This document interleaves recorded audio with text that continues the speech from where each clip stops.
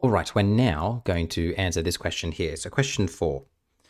The staff at the local library are planning to upgrade their facilities. This project will involve 10 activities A to J. Table 1 shows the duration of each activity in weeks and the immediate predecessors for each activity. So here it is right here. Now, for A, it's telling us Table 2 shows the earliest start time and the latest start time for activities A, B, and C. The early start time for activity C and LST for activity B are missing. Use the information from Table 1 to complete Table 2. Now, this is a skill that you need to be able to have. You need to be able to look at something like this and be able to figure out what the LST and EST is, at least for like these first few. But I'm also thinking about, what's the best way of approaching these exam questions? I'm like, you know what? It's not a skill that I'm often asked to do. So, in the exam, would I feel 100% confident with getting it right? I mean, we should know how to do it, especially for just these, because the question says we should be able to do it. Use the information in Table 1 to answer Table 2. But then I'm like to myself, you know what? If I did feel a bit of unsure in the exam, let me read the next question. Look at that. It says the directed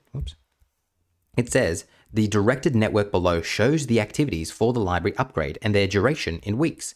Activity G is missing from this network. So what I did, I'm just like, you know what? They've drawn most of it for me. Let me draw in activity G just to make sure that doesn't affect A, B, and C. I know it doesn't, but let's just be sure. Draw activity G on the directed network above, answer on the directed network above. So as you can see, what I'm going to do, I'm going to come back to this. Let me first answer B here. So what I'm going to do here is I'm going to say, all right, let's figure out where G is going to be. I'm going to come here. Here is G. It has a duration of 8. Its immediate predecessors are D and F. The other thing that I'm going to look for is, does G appear in the immediate predecessors list? It does. Here is G. G is an immediate predecessor for J. Okay, so that means G comes before J. So if I come here for a moment, here is D and, sorry, was it D and E or D and F?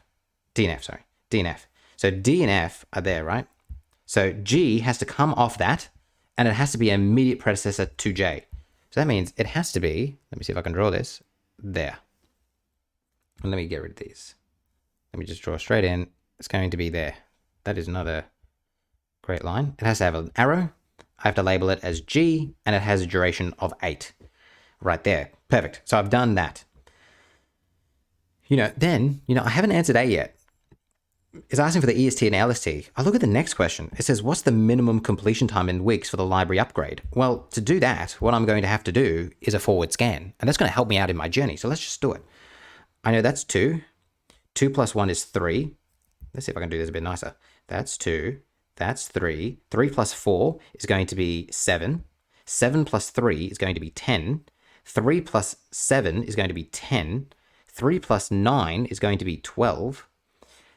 10 are both here, so 10 plus that will be 13. 13 is my bigger number. 13 plus 7 will be 20. 10 plus 8 will be 18. 20 is my bigger number. 20 plus 3 will be 23. My minimum completion time here is going to be 23. So here, what is the minimum completion time in weeks? It's going to be 23 weeks there. Now, having done that, I can come up here and say, all right, my EST for C is going to be 7. My early starting time for activity C, oh, sorry, I've read the wrong one. It's going to be 3. Remember, it's always the number before it because you're starting at time 0. So that means the early starting time for activity A is going to be 0. The early starting time for activity B will be 2. The early starting time for activity C will be 3. It's always the number before it. Don't get confused there. So that means here, my early starting time for activity C will be 3. I read that off this. And notice how I'm not double handling anything. I knew I had to do that, so I might as well use that to answer this question here. My LST, well, let's now just do a backward scan. If I was to do a backward scan here, I'm going to start at 23, and I'm going to subtract 3, which will make it 20. 20 minus 7 will be 13. 20 minus 8 will be 12. 13 minus 3 will be 10. 13 minus 9 will be 4. 10 is my smaller number here, so I'm going to go back from there. 10 minus 3 will be 7. 10 minus 7 will be 3. 7 minus 4 will be 3. 3's are my smaller number here. 3 minus 1 will be 2. 2 minus 2 will be 0. I've done that.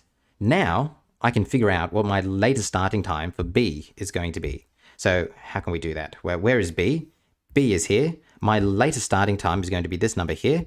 It is going to be 2. So I'm going to come here. I'm going to put 2. So notice how I haven't double-handled work here. I've kind of gone with the flow. Before we check our answers, let's figure out what our critical path is. They haven't asked us to do this, but it's pretty easy for us just to identify by ourselves without being prompted. It might be useful, it might not, but it's so easy just to see it now. It's going to be 0, 0, 2, 2, 3, 3, 7, 7, 10, 10, 13, 13, 20, 20, 23, 23. And the discerning amongst us will realize there's actually 2. I can also go here, 3, 3, 10, 10. There are 2 critical paths here, which is interesting to see. All right, before we get to our last question here, let's just look through all our answers here. So for the first one, we're saying 2 and 3, 2 and 3, spot on. For the next one, we're saying that G should be drawn right here. And sure enough, if we come over here, G is drawn in right there. Notice I've given it G, I've given it 8, and I've given it an arrow as well, all important things. And then for this one, it says write the minimum completion time in weeks for the library upgrade. I've written 23 weeks here. That is the answer, 23 weeks. They've also given me this, ABD or CFHIJ. So noticing that there are 2 critical paths here.